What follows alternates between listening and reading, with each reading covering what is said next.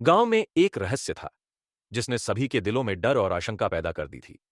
अनिल, गांव का एक युवक जिसे सभी प्यार से बदमाश कहते थे, एक खूबसूरत लड़की सुनीता पर अपनी नजरें गड़ाए हुए था। सुनीता ने मुंह मोड़ लिया था, अनिल के प्रस्ताव को ठुकरा दिया था। उसकी यह अस्वीकृति अनिल के लिए बर्दाश्त करना नामुमकिन था। एक रात जब चांद की रोशनी में सब कुछ धुंधला नजर आ रहा था, अनिल ने काले जादू की किताबें खोलनी शुरू की। उसने सोचा कि वह सुनीता को अपनी इच्छाओं का बंधक बना सकता है। उसने किताबों में से एक जादुई मंत्र पढ़ना शुरू किया, जिसका उसके मन में एक जोश था।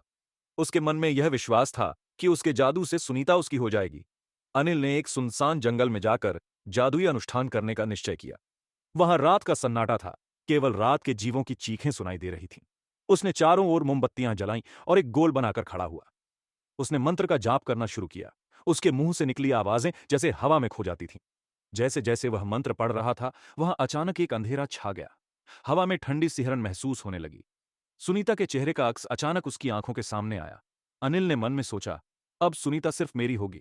कुछ ही दिनों में सुनीता पर अजीब हालात होने लगे। वह रात में बेताब होकर चिल्लाती।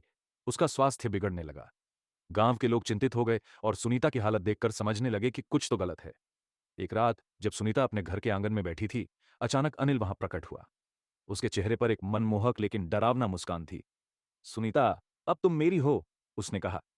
सुनीता एकदम भयभीत हो गई। उसने उसे धक्का देकर दूर जाने की कोशिश की। अनिल ने उसे पकड़ लिया।